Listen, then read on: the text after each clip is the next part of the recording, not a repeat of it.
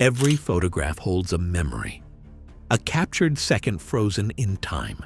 Joy, love, a fleeting smile. But one photo, taken in June 2008, didn't capture a memory. It revealed a murder. This is the story of Travis Alexander and Jodi Arias, a tale of obsession, deception, and the photograph that finally exposed the truth. In early 2006, Travis Victor Alexander had everything going for him.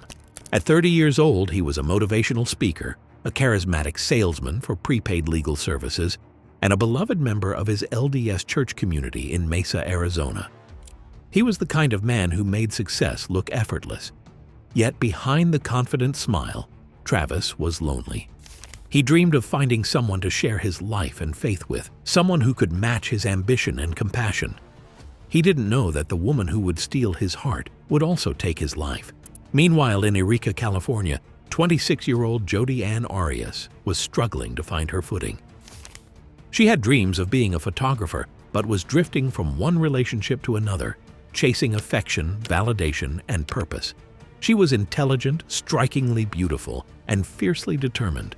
But behind her soft voice and smile was instability and a desperate need for acceptance. As fate would have it, their worlds collided in September 2006 at a conference in Las Vegas. When they met, it was instant magnetism. He was captivated by her confidence. She was enchanted by his success. For Jodi, it wasn't just attraction, it was destiny. Their chemistry was undeniable. They talked for hours that night about dreams, faith, and future. Within weeks, they began dating. To impress Travis, Jodi converted to his faith, baptized in November 2006 by Travis himself. It was supposed to bring them closer, but what it really did was deepen her fixation. Friends recalled that she became intense, almost too perfect, always mirroring what Travis wanted. But beneath the charm, Jodi had a need to control, a pattern of obsessive behavior that would soon consume both their lives. By early 2007, the relationship began spiraling. Travis, though attracted to Jodi, was uneasy about her behavior. She would show up at his home uninvited, read his emails, and follow him when he went out with friends. He told his companions that Jodi didn't take no for an answer. The more Travis pulled away, the harder Jodi clung. Even after they officially broke up in June 2007, she refused to move on. She called constantly. She hacked into his Facebook account. She slashed his tires, broke into his house, and once even crawled through a dog door to sneak inside while he slept. His friends warned him she was dangerous.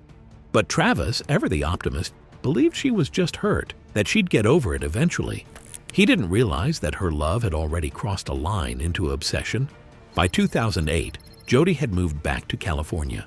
She still called and texted Travis constantly, thousands of times a month.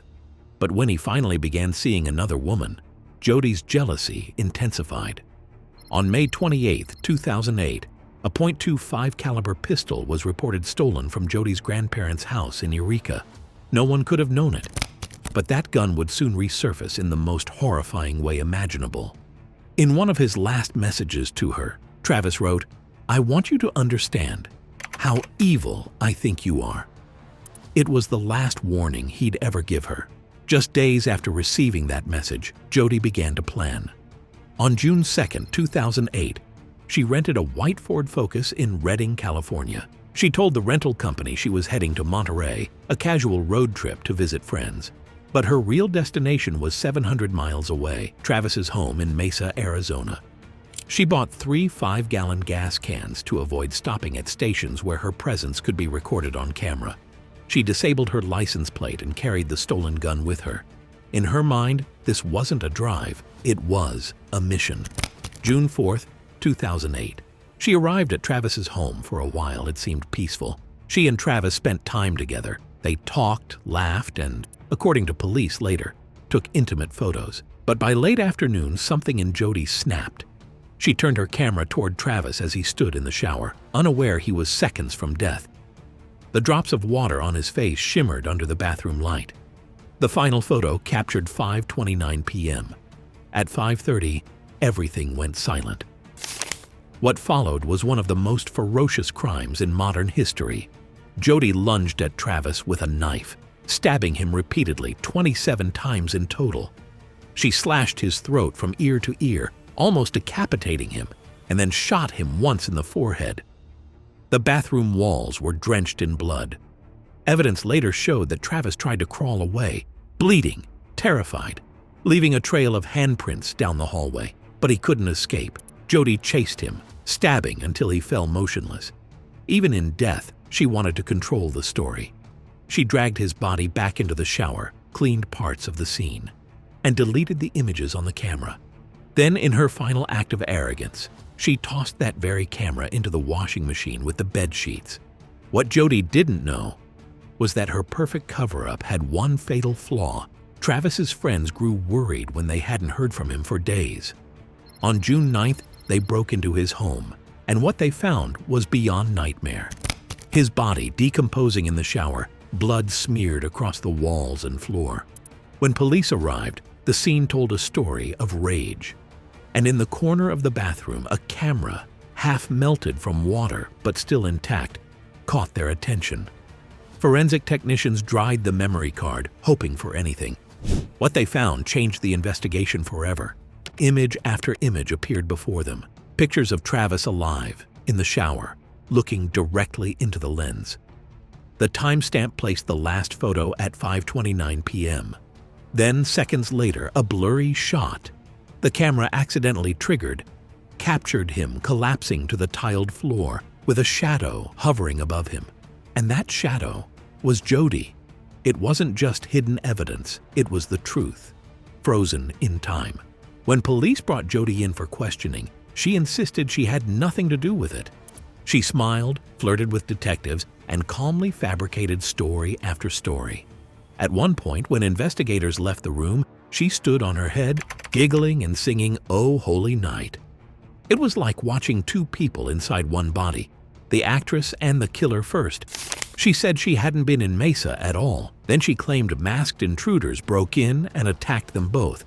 Later, she admitted she killed Travis, but in self-defense she said, "He snapped and I had no choice." But the evidence screamed otherwise. Her handprint soaked in blood, her hair on the scene.